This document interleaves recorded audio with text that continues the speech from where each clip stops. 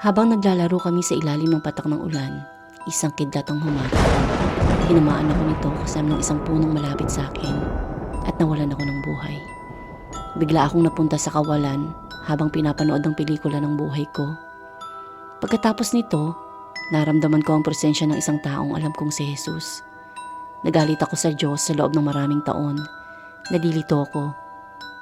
Alamin kung bakit nagtampo si Ana Marie sa Diyos matapos nilang magkita sa langit.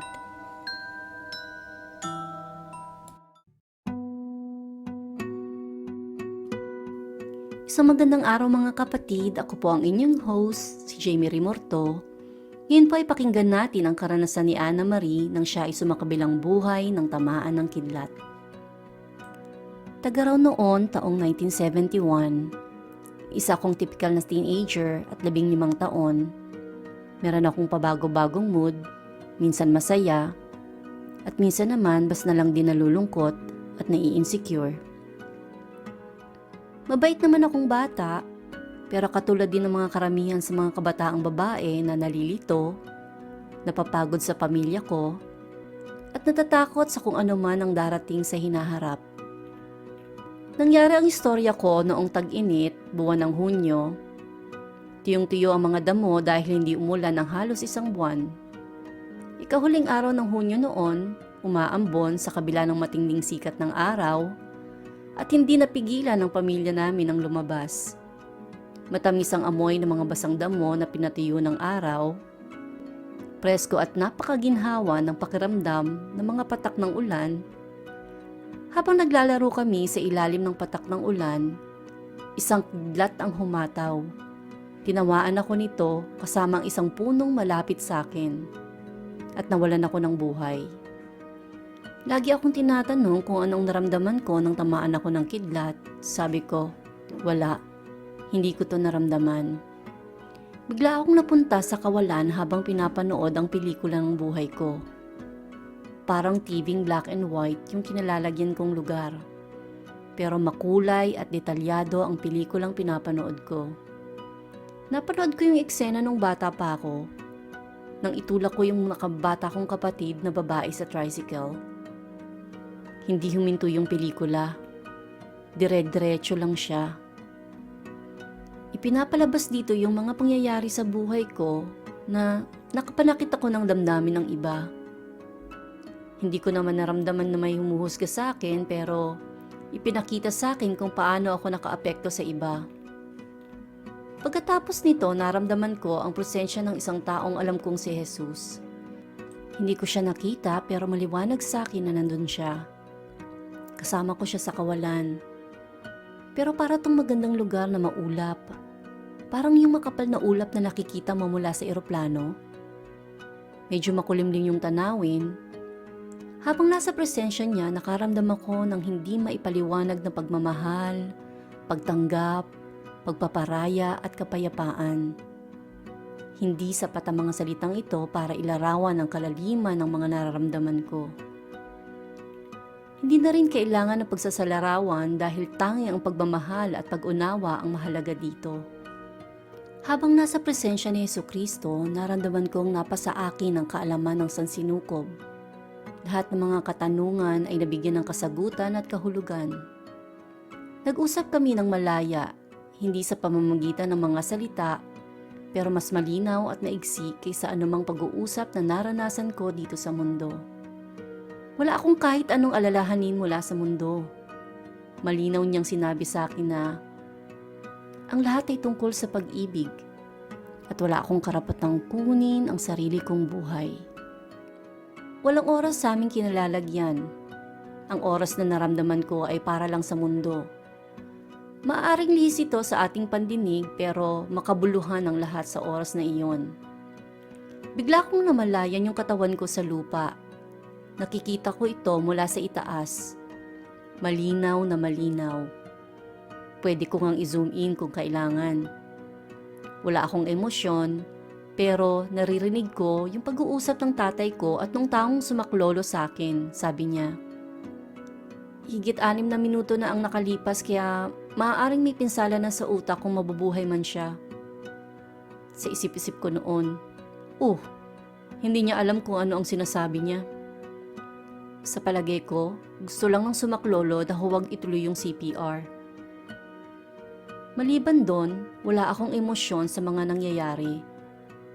Wala yung isip at kaluluwa ko sa katawan ko at wala rin akong pag-aalala sa anumang bagay na nangyayari sa lupa. Tahimik lang akong nag-oobserba. Pagkatapos noon ay pinapili ako.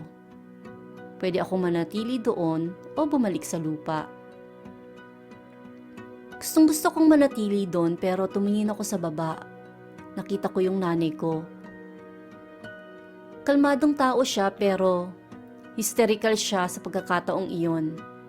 Naramdaman ko yung kalungkutang naramdaman niya at iyon ang biglang nagdulot sa kaluluwa ko na bumalik sa katawang lupa.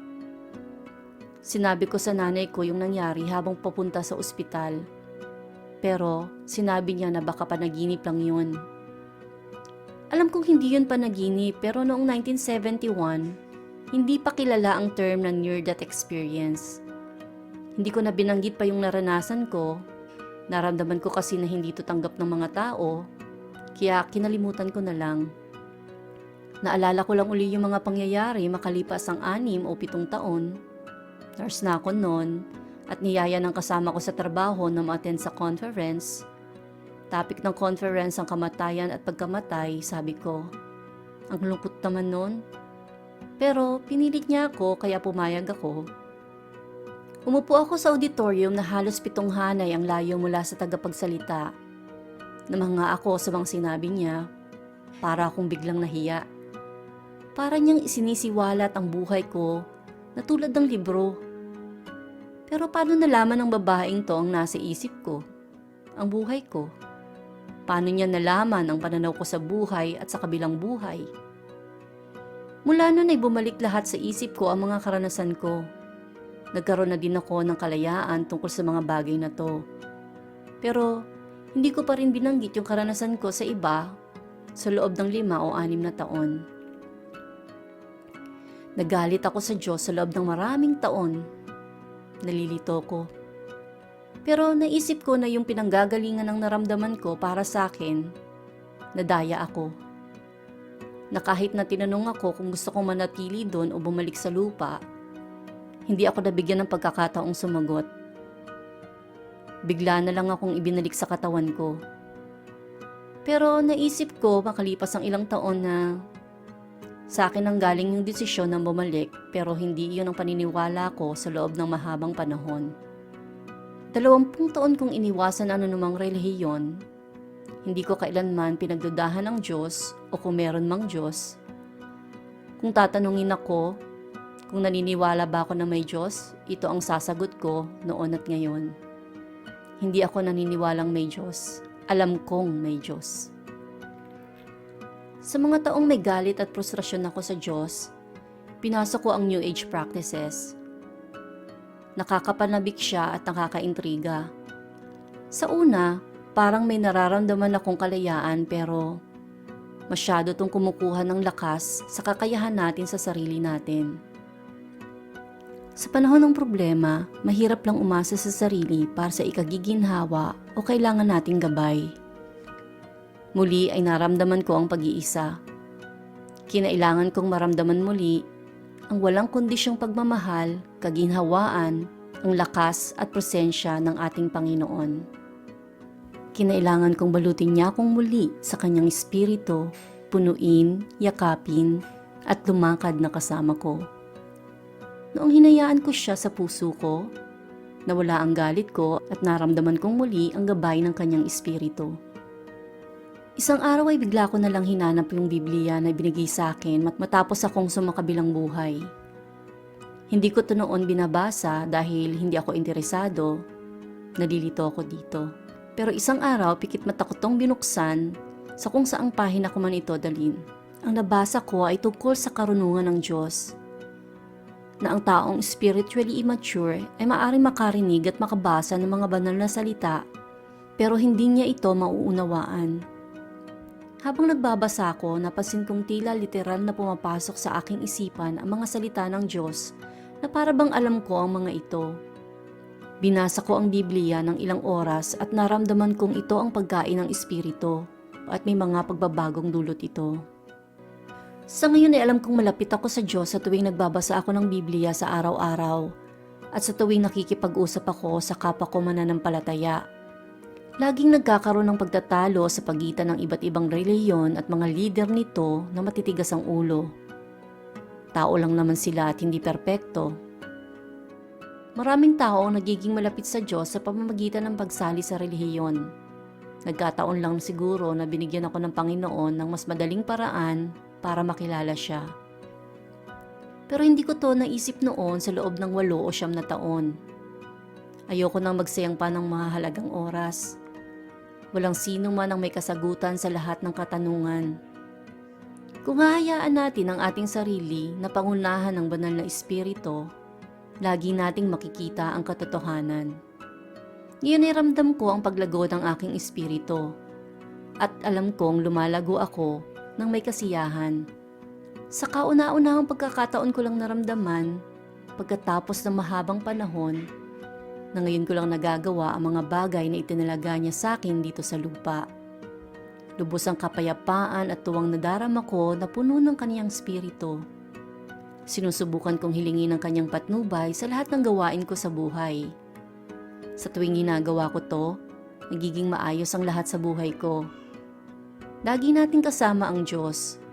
Kung hindi man natin siya maramdaman, ito ay dahil sa kagustuhan nating lumayo at hindi dahil sa kagustuhan niya. Sana ay nagustuhan niyo ang istorya sa kabilang buhay ni Anna Marie. Bilang pagtatapos, gusto kong basahin sa inyo ang salita ng Diyos mula sa Matthew 22:37-40. Sinabi ni Jesus sa kanya, "Ibigin mo ang Panginoon mong Diyos ng buong puso mo, ng buong kaluluwa mo, at ng buong pag-iisip mo. Ito ang una at dakilang utos. Ang pangalawa ay katulad din ito. Ibigin mo ang iyong kapwa tulad ng iyong sarili." Sa 2 utos na ito nakasalalay ang lahat ng bagay na nasa mga kautusan ng mga propeta. Naway nagustuhan nyo ang tunay na karanasan ni Anna Marie. Sana po ay i-share ninyo ang podcast na ito sa lahat ng inyong mga kakilala, lalong-lalo na sa mga taong nawalan ng mahal sa buhay, sa mga taong nasa New Age practices, sa mga taong nasa gawain ng kadiliman, at maging sa mga taong wala pang relasyon kay Kristo Jesus. Sa susunod na episode po ay mapapakinggan ninyo ang totoong karanasan sa buhay ni John. Si John po ay galing sa pamilya ng devil worshippers at sa edad na 8 taon ay binigyan siya ng seremonya para maging alagad ng kadiliman. Siya po ay gumawa ng maraming hindi kanais-nais na bagay, maging ang paghiling sa kamatayan ng sariling ama. Abangan po natin kung papaano napalaya ng Panginoong Hesus si John mula sa impyernong kanyang kinahantungan. Sa susunod na episode po ng Sa Kabilang Buhay at Kababalaghan. Ako po ang inyong host, si Jamie Rimurto, na nagpapaalam sa inyong lahat. At sa pangalan po ni Jesus, naway tumanim po sa puso at isip nyo ang mensahe ng podcast na ito dahil hindi natin hawak ang ating buhay. Kapag binawi po ito, siguraduhin po natin na ang pinili natin na makasama ay ang ating Panginoong Jesus. Hanggang sa susunod na linggo, Shalom.